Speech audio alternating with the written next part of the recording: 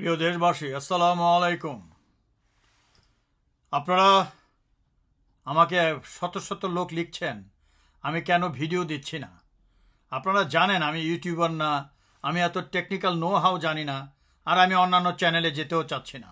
এর অন্য অনেক কারণ আছে, এগুলো বলতে চাচ্ছি না। বাট দ্য পয়েন্ট ইজ, আমি কেন বক্তব্য দিব? আর আমি তো লিখিত, আমি তো পলিটিশিয়ান না, আমি কোনো রাজনীতি করি না, কোনো রাজনীতি দলের নয়।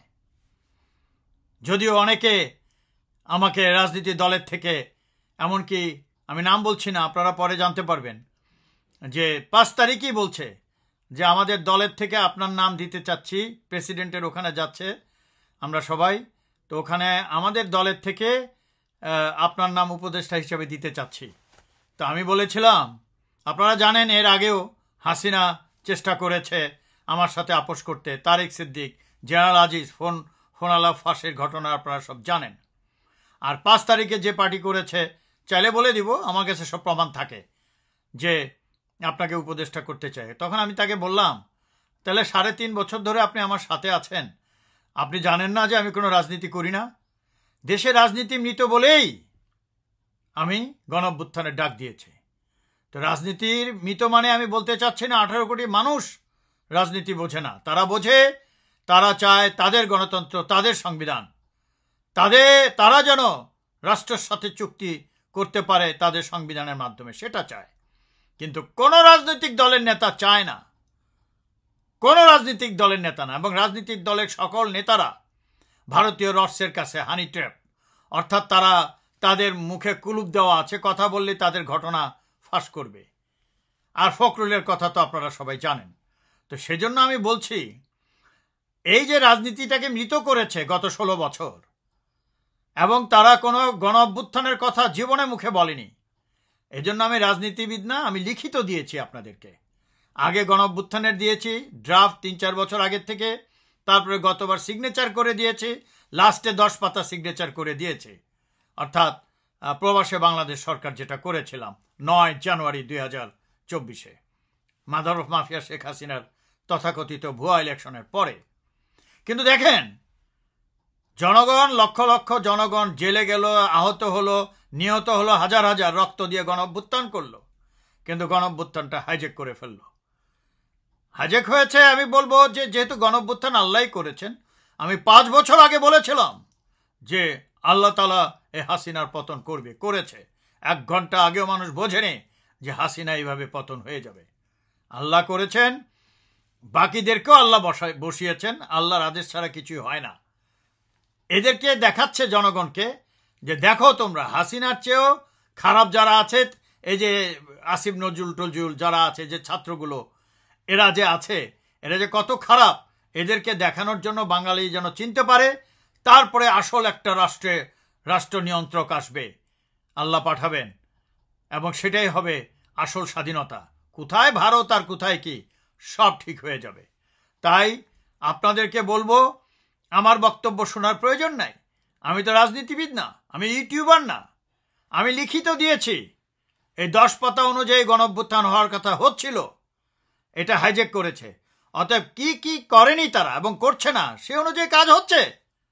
আমি শুধু ওই ইন্টারনেটে কথা বলি তা নয়, আমার সম্পূর্ণ দেশে ক্ষুদ্র ক্ষুদ্র দলে বিভক্ত করা আছে, ঢাকায় আছে শত শত। তারা কাজ করছে বলেই তো গণঅভ্যুত্থান হয়েছে, জনগণ করেছে। আর অনেকে বলে বিদেশে থেকে আপনি কি করবেন, আসেন। আরে আসবো কোত্থেকে? আমার পাসপোর্ট এখনো তো ব্লক করে আছে, নাম্বার 1। নাম্বার 2, পৃথিবীতে যত রিভলিউশন হয়েছে এবং নবী মহানবীরা যারা করেছেন, তারা বিপদ এলাকায় থেকে করেন নাই, যেহেতু হত্যা করা হবে। আপনারা জানেন আমার লোককে হত্যা করেছে, আমার পুরো ফ্যামিলি ধ্বংস করে দিয়েছে, আমার ভাইদেরকে ধরে নিয়ে আয়না ঘরে রেখেছে, আপনারা সব জানেন। আর আমাকে পেলে তো টুকরো টুকরো করতো। এখানেও লন্ডনে আমার উপরে আক্রমণ হয়েছে, আল্লাহ টিকিয়ে রেখেছেন। অতএব আসতে হবে এমন কথা না, এসেই তো গণঅভ্যুত্থান হয়েছে, আমেরিকার স্যাংশন এসেছে, হাসিনাকে পালাতে হয়েছে, বাকিটাও হবে, বেশি দূরে নয় ইনশাল্লাহ। তাই আপনারা আমার 10 পাতা পড়ুন এবং সেখানে দেখুন কি বলেছি। সে অনুযায়ী যদি না হয়ে থাকে, আমার বলতে হবে কেন? আপনারা সে অনুযায়ী কাজ করবেন। এই 10 পাতা দেওয়া আছে, গত 3-4 বছর ধরে এই ইন্টারনেটে দেওয়া আছে আমার গণঅভ্যুত্থানের ঘোষণা আর শেষের 10 পাতা। সে অনুযায়ী কাজ হয়নি। এই যে কাজ হয়নি তার একটা ছোট্ট প্রমাণ দিচ্ছি। রাষ্ট্রের স্থিতিশীলতা এবং নিরাপত্তার স্বার্থে আমরা সেই সময় বিদ্যমান যে সংবিধান এবং রাষ্ট্রপতিকে রেখেই আমরা সরকার গঠন করেছিলাম। কিন্তু যদি আমাদের মনে হয় যে এই সেটআপে অন্তর্বর্তীকালীন সরকারের রাষ্ট্র পরিচালনার কার্যক্রম ব্যাহত হচ্ছে অথবা জনগণ এই সেটআপে অসন্তুষ্ট, তাহলে এই বিষয়টি নিয়ে আমরা ভাববো এবং পুনর্মূল্যায়ন আমরা করছি। দ্বিতীয়ত, রাষ্ট্রপতি থাকবেন কি থাকবেন না এই প্রশ্নটি এই মুহূর্তে বাংলাদেশে কোনো আইনি বা সাংবিধানিক প্রশ্ন নয়, এটি একেবারেই একটি রাজনৈতিক সিদ্ধান্ত। ফলে রাজনৈতিক সমঝোতা এবং জাতীয় ঐক্যমত্যের ভিত্তিতে এ বিষয়ে একটি সিদ্ধান্তে আসা যেতে পারে। দেশবাসী, আপনারা শুনলেন তো, আমি এদেরকে টোকাই বলেছি। তাদের কতগুলো দালাল আছে, তারা আবার আমাকে চ্যালেঞ্জ করে। টোকাই বললেন, টোকাই বলবো না, এরা কি কথা বলল? অবশ্যই এগুলো আসিফ নজরুল বলায়, তার মতো একটা ছেলের ভিডিও আমার দেখানোর কথা না, কিন্তু কত বড় ডেঞ্জারাস কথা বলেছে আপনারা খেয়াল করেছেন? বলছে আমরা গণঅভ্যুত্থানের পরে যে সরকারটা হয়েছে ওটা বর্তমান সরকার প্রেসিডেন্টকে রেখে এবং বর্তমান সংবিধানের অনুযায়ী আমরা রাষ্ট্র গঠন করেছিলাম, আর এখন প্রেসিডেন্ট থাকবে কি থাকবে না এটা সিদ্ধান্ত রাজনৈতিক সিদ্ধান্ত। কি বলবো, ছোট্ট ছেলে, হয়তো আমার সন্তানের কম বয়স বা বেশি বয়স একটা কিছু হবে, কি বলবো এদেরকে? দেশবাসী, আপনারা মনে করুন এরা ছিল ছাত্রলীগে, আপনারা দেখতে পাচ্ছেন তো এদের বক্তব্য আগে যে ছাত্রলীগে ছিল, এক একজনের কি বক্তব্য বঙ্গবন্ধু এই সেই নিয়ে। আর অনেকে বলছে তারা তো তাদের কালার চেঞ্জ করেছে গণঅভ্যুত্থানের জন্য, আপনার তো ধন্যবাদ দেওয়া উচিত। আরে বেটা, আল্লাহ কিন্তু ফেরাউনকে ক্ষমা করেনি যখন লাস্টে মরার আগে ক্ষমা চেয়েছিল, কেননা কিছু কিছু পাপ আছে তাদেরকে ক্ষমা করা যায় না। ছাত্রলীগ কি করেছে 2008 থেকে এবং হাসিনার মাদার মাফিয়া হাসিনার পতনের আগ পর্যন্ত দেশের মানুষ ভুলে গেছে? লুটপাট, টাকা পয়সা হাইজ্যাক, রেপ, কি বলে আর কি না করেছে, কোপায়ে মানুষকে মারা, হাসিনা যা চেয়েছে তারাই করেছে গুন্ডা বাহিনী। সেই গুন্ডা বাহিনী হাজার হাজার কোটি টাকা তসরুপ করে এখন আসছে গণঅভ্যুত্থান করতে। কার মাধ্যমে? ভারতীয় রডস, তারপরে ব্রিগেডিয়ার সাখাওয়াত গমচোর, তারপরে হলো নাম কি আসিফ নজরুল। এইসব লোকগুলা সব সরকারের আমলে ভিআইপির মতো থাকে। কেন জানেন? কোনো সরকার তাদের টাচ করতে পারে না, বিকজ তারা হলো ভারতীয় রডসের সম্পদ। দে রিমেন সেফ। এবং তারা পদত্যাগের কথা বলে শুরু করেছে, অন্যান্য রাজনীতি দলও পদত্যাগ বলেছে, কেউ গণঅভ্যুত্থান আর হাসিনার উৎখাতের কথা বলেনি আমাদের দেশমুক্তি বিপ্লব ব্যতীত, যেটা আমাদের লিখিত ঘোষণায় দেওয়া আছে। অনেকে বলতে চাচ্ছে আমরা 31 দফা লিখিত দিয়েছি। যেহেতু আমি লিখিতর কথা বলছি, কোনো রাজনীতিবিদ তো ফাফরে পড়ে গেছে যে আল্লাহ আসলে হাসিনাকে পতন করবে, ভাবতে পারেনি। তারা এখন বলতেছে আমরা লিখিত দিয়েছি 31 দফা, অন্যান্য ওরা বলছে, কিন্তু আমি তো লিখিত দিয়েছি গণঅভ্যুত্থানের, আর আপনারা 31 দফা দিয়েছেন। সরকারে গেলে কি করবেন? সরকারে যাওয়ার পথ কোথায়? দালালি ছাড়া। জীবনে গণঅভ্যুত্থানের কথা বলেননি, এখন ইলেকশনের কথা বলছেন। আর এই যে ছাত্র টোকাই, ছাত্রলীগের যে ভয়ঙ্কর চেহারা দেশের মানুষ দেখেছে, তারা কি ফিরে এসেছে? তাদের পাপ আল্লাহ জীবনও মাফ করবে না। ওই ধরনের রাহাজানি, চুরি, ডাকাতি, দেশকে ধ্বংস করা, বিদেশের সাথে দালালি করা, এসব আল্লাহ মাফ করে না, এটা নাই কোরআনে। অতএব এরা আসছে কিভাবে?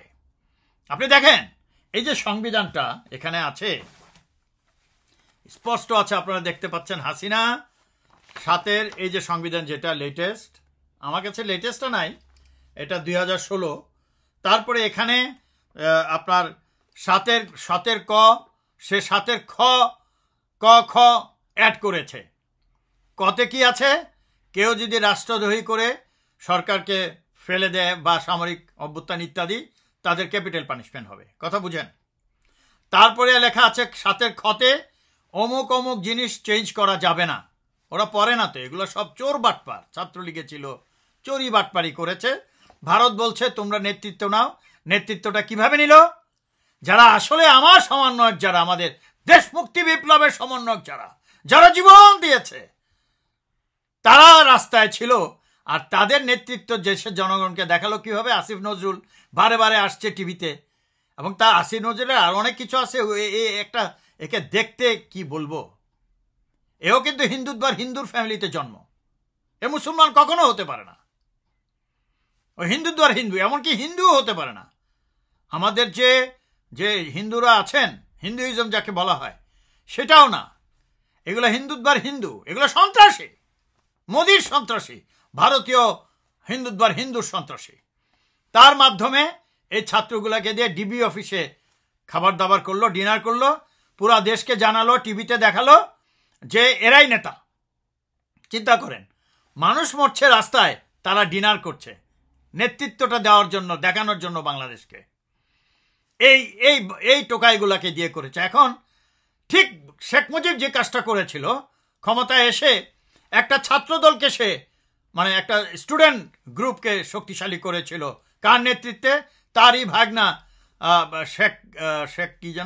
শেখ মুনির মাধ্যমে। এবং আপনাদের জানা আছে মুজিববাদ হয়েছিল, সে মুজিববাদের সাথে বিদ্রোহ করে জাসদের রব টপ কি করলো? জাসদ করলো। জাসদও কিন্তু ভারতের সৃষ্টি, যাতে করে শেখ মুজিবকে প্রেসারে রাখা যায়। অতএব শেখ মুজিব মূল্য। এবং এখন কি করছে এই সরকার এসে? ছাত্রদেরকে দিয়ে, ওই যে কি হাসনাত আছে না, জার্সিস ফার্সিস কি নাম, এদেরকে দিয়ে এখন করছে, কি বলে, আরেকটা ছাত্র সংগঠন করছে। Just imagine. আরো কথা আছে। আমি দেখতে পেলাম যে এই সংবিধানে 145-এর ক 2011 যেটা করেছে, যেটাকে 15 অ্যামেন্ডমেন্ট করেছে mother of mafia Sheikh Hasina, 145-এর ক বিদেশি চুক্তি কেউ জানবে না, বাংলাদেশের লোকও জানবে না। হাসিনা যেটা করে আসবে ভারতের সাথে, সেটাই। এটা পৃথিবীর ইতিহাসে নাই। এমনকি অসভ্য যখন ছিল যা পৃথিবী, তখনও এরকম করেনি, সেটাও বাতিল হয় নাই। আমার 10 পাতায় স্পষ্ট লেখা আছে, গণ অভ্যুত্থান হওয়ার সাথে সাথে ওই সরকার, পরাজিত সরকার, তার পার্লামেন্ট, তার মন্ত্রী পরিষদ, তার যত কমিশন এবং সংবিধান বাতিল হয়ে যায়। সেই বাতিল অনুযায়ী তো সব চুক্তি বাতিল হয়ে যাবে। মানুষ গণ অভ্যুত্থানের শেষের দিকে রক্ত দিতে আসছে কেন?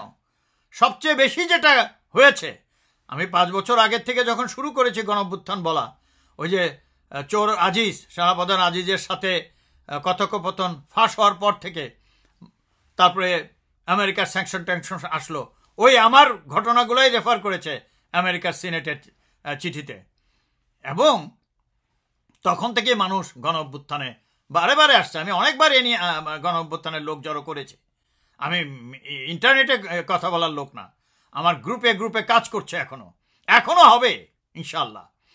তো ওরা কি করেছে, এই জিনিসটা করেছে যে চুক্তি, হাসিনা চুক্তি করলো ভারতের সাথে, রেল লাইন দিয়ে আসলো। মানুষ তখন শতভাগ চিন্তা করলো আর সম্ভব না, দেশ রক্ষা করতে হবে।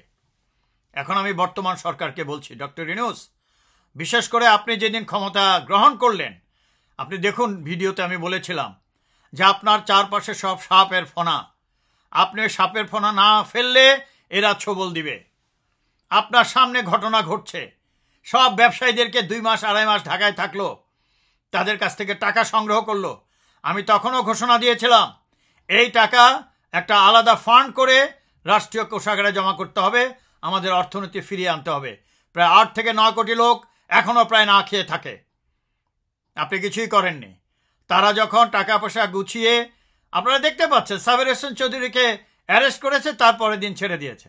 সাবের হোসেন চৌধুরী হলো 21শে আগস্টের যে ভারতীয় রডসরা করেছে, সেটার একমাত্র সমন্বয়ক সে তাকে ছেড়ে দিয়েছে, বিকজ তার কাছে বিলিয়ন ডলার আছে।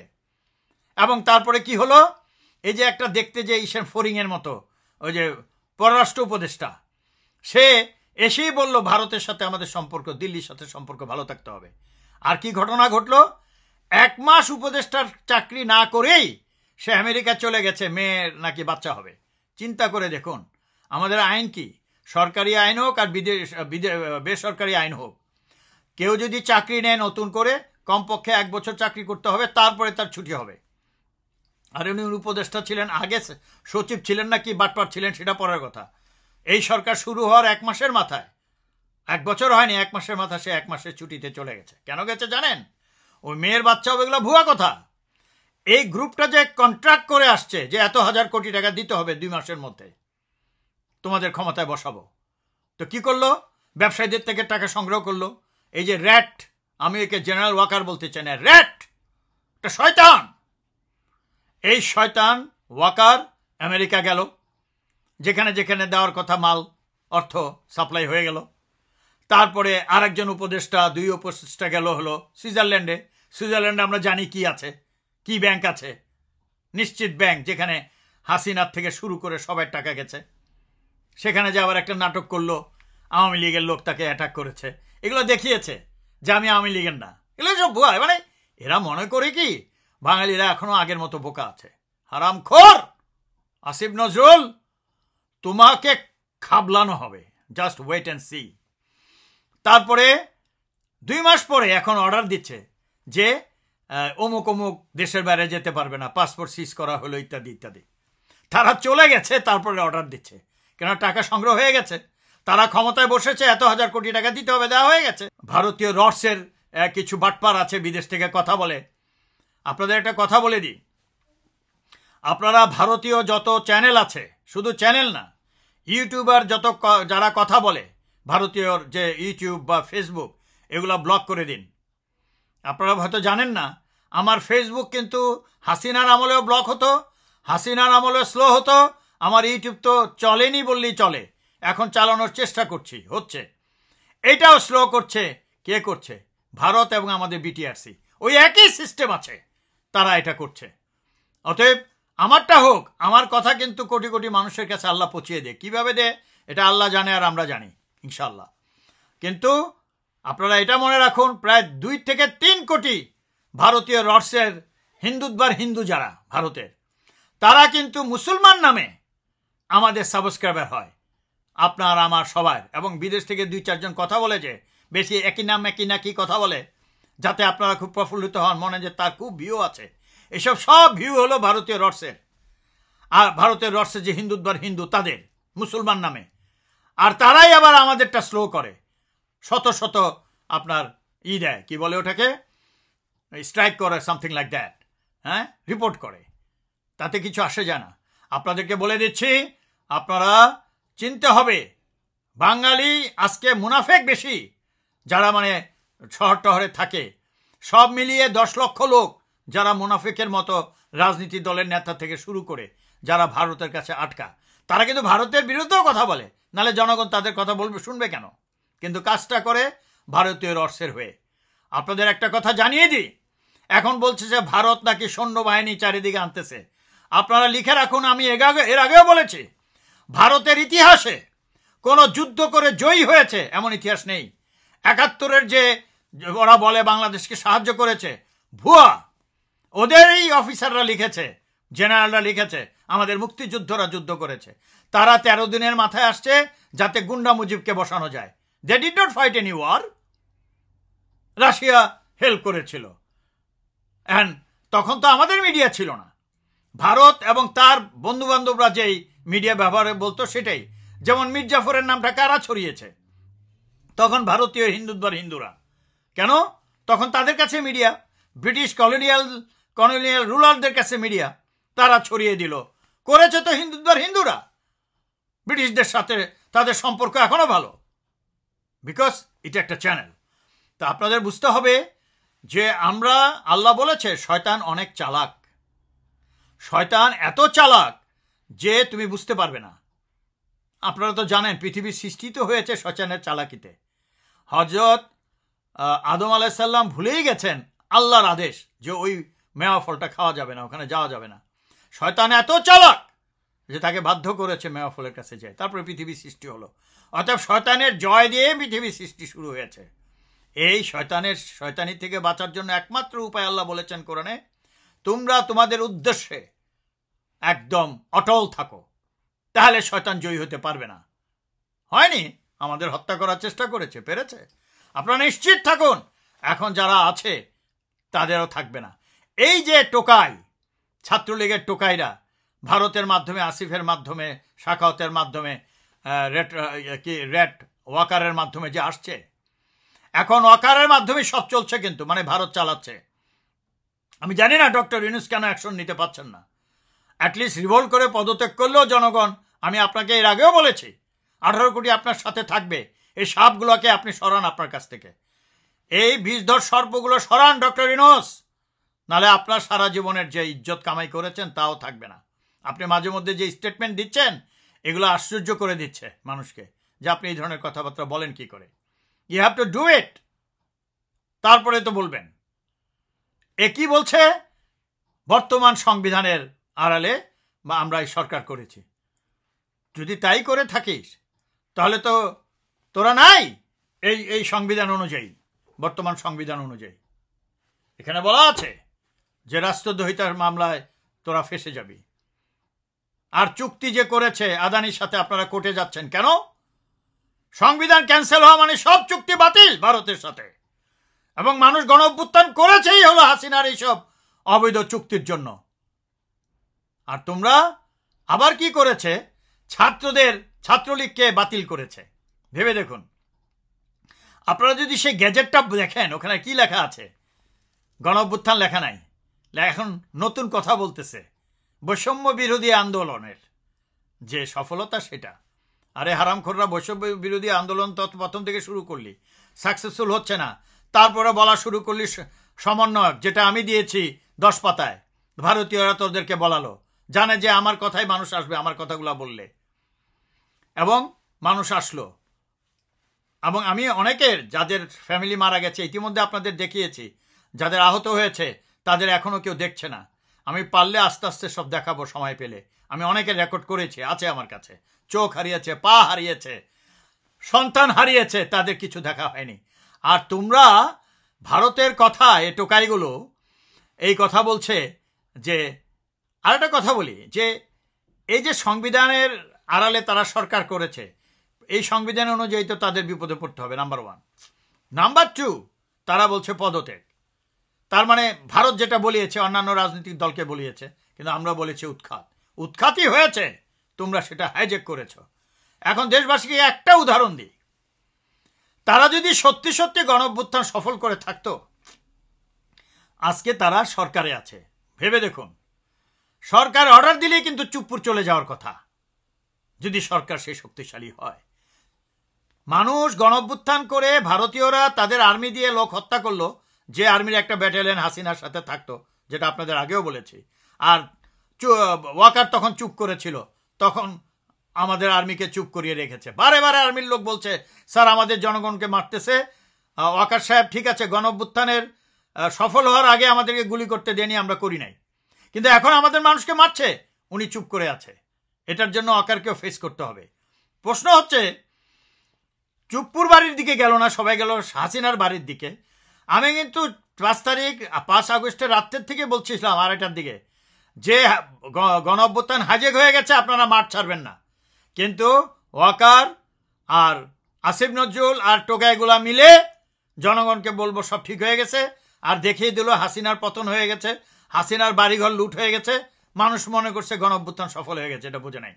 সাধারণ মানুষ চলে গেছে, আমি বারে বারে বলছিলাম মাঠ ছাড়বেন না, চলে গেছে। আর এদিকে চুপপুর হয়ে গেল, অর্থাৎ কনস্টিটিউশনাল একটা বাইন্ডিং।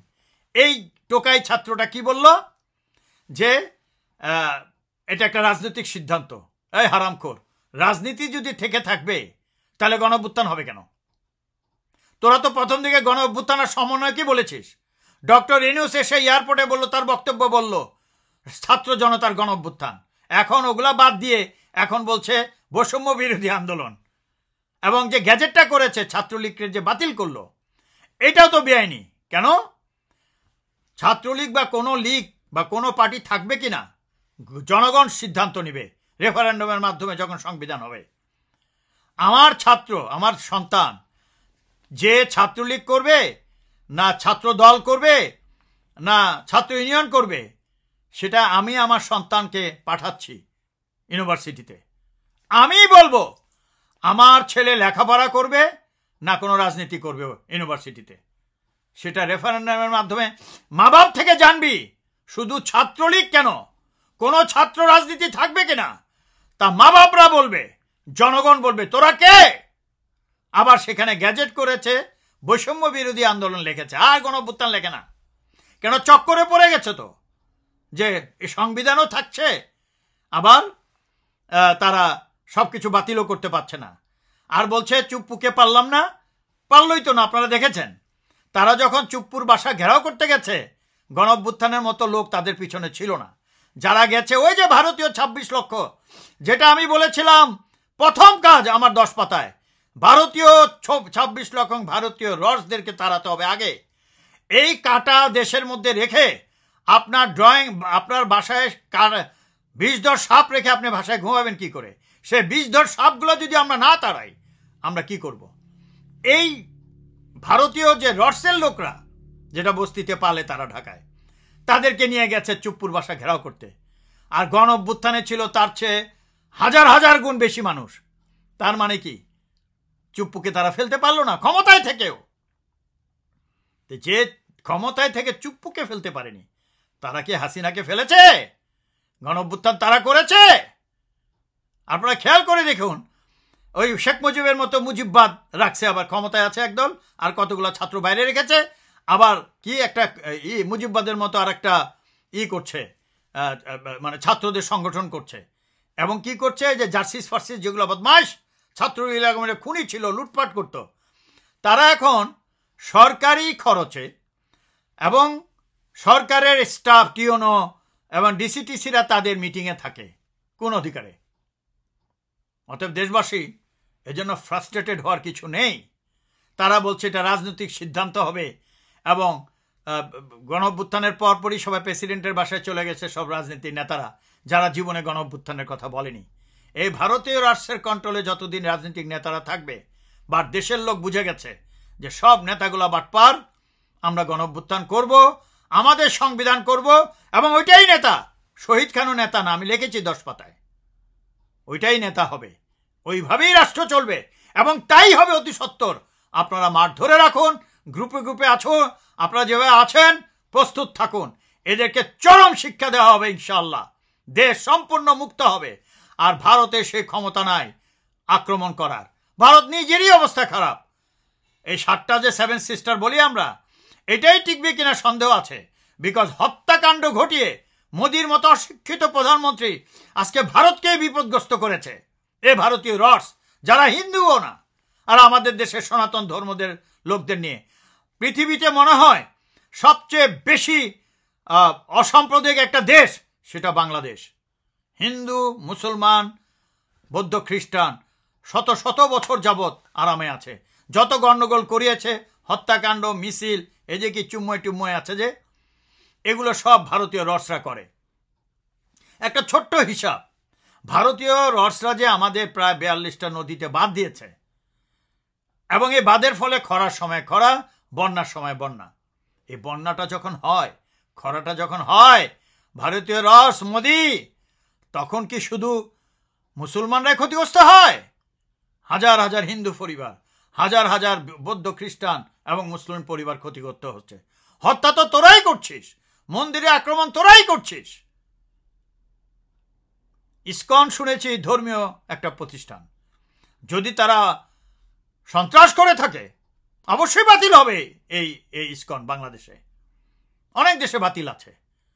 অনেক মুসলমান ইসলামের নামে অনেক সন্ত্রাসী দল হয়েছে না দেশে বিদেশে, বাতিল হয় নাই? ধর্মের নামে সন্ত্রাসী করবে, তারা থাকতে পারবে না, এবং আইনের মাধ্যমেই হবে। আমি সন্ত্রাস দেখতে চাই না। দেশবাসী আপনারা নিশ্চিন্তে থাকুন, ভারতের হামকি দামকি বহুত হয়েছে, ওই সাহস তাদের নাই।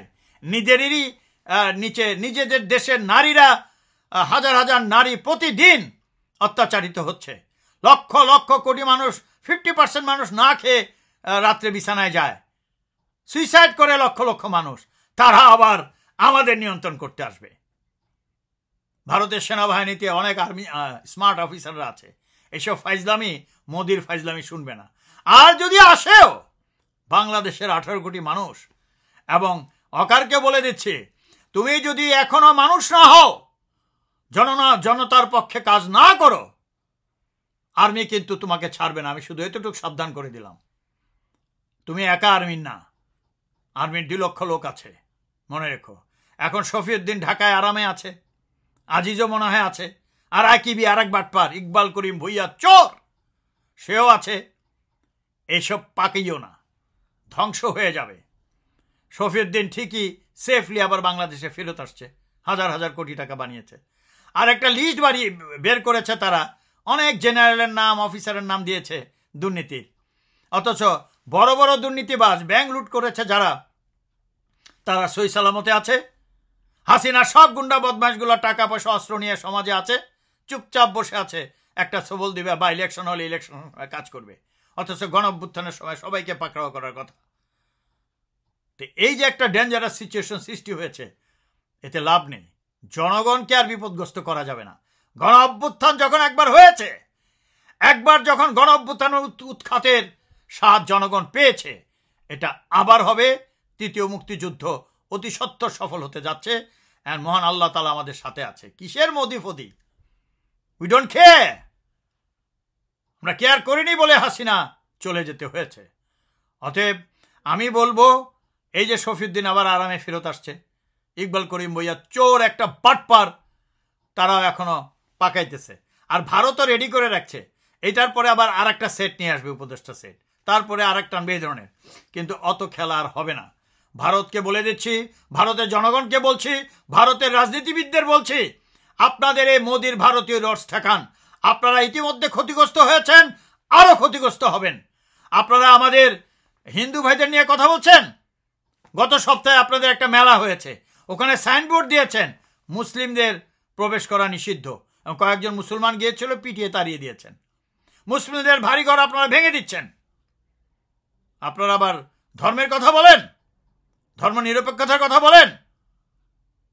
ভারতের জনগণকে আবার বলবো, আপনারা এই মোদি টাইপ ভারতীয় রস ঠেকান।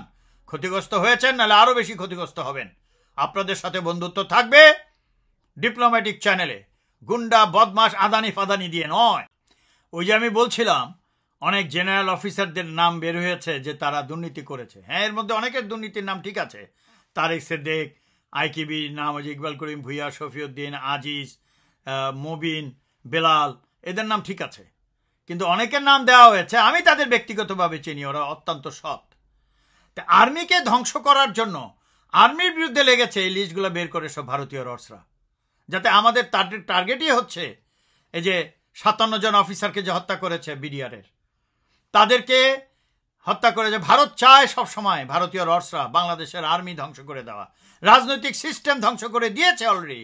তারা 53 বছর ধরে সকল রাজনৈতিক নেতাদেরকে নিয়ন্ত্রণ করেছে হানি ট্র্যাপ করে। আপনারা দেখেন, এই 21শে নভেম্বরে দাওয়াত দেয়নি আমাদের যে 57 জন অফিসার মারা গেছে তার সন্তান বা ওয়াইফদেরকে। কেন দেয়নি জানেন? দিয়েছে হলো সব নেতা টেতাদেরকে দিয়েছে। বিকজ ওয়াকার তখন মেজর ছিল যখন 2009 এই 57 জন অফিসারকে হত্যা করা হচ্ছিল। তখন সে গিয়েছিল হাসিনা এবং ও তো ঢাকায় তখন ছিল, হাসিনা এবং ওর নাম কি, তারেক সিদ্দিকির প্রতিনিধি, ভারতীয় প্রতিনিধি হিসাবে, যাতে করে আর্মি ভিতরে ঢুকতে না পারে এবং আমাদের অফিসারদের বাঁচাতে না পারে।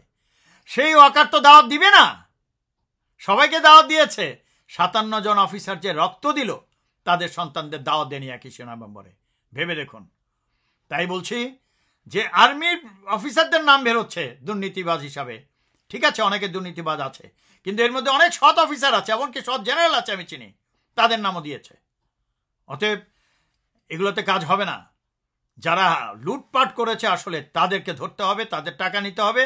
কিন্তু না, তার টাকা নিয়েছে, সরকারি কোষাগারে জমা দেয়নি, নিজেরাই ভাগ বাটোয়ারা করছে। বিকজ চুক্তি করে আসছে হাজার হাজার কোটি টাকা দিবে ক্ষমতায় আসার জন্য। অতএব দেশবাসী, বুক ফুলিয়ে চলুন, সব পরিষ্কার হয়ে যাবে। আমাদের পূর্ণ স্বাধীনতা অতি সত্বর আসবে ইনশাআল্লাহ। ধন্যবাদ। সালাম।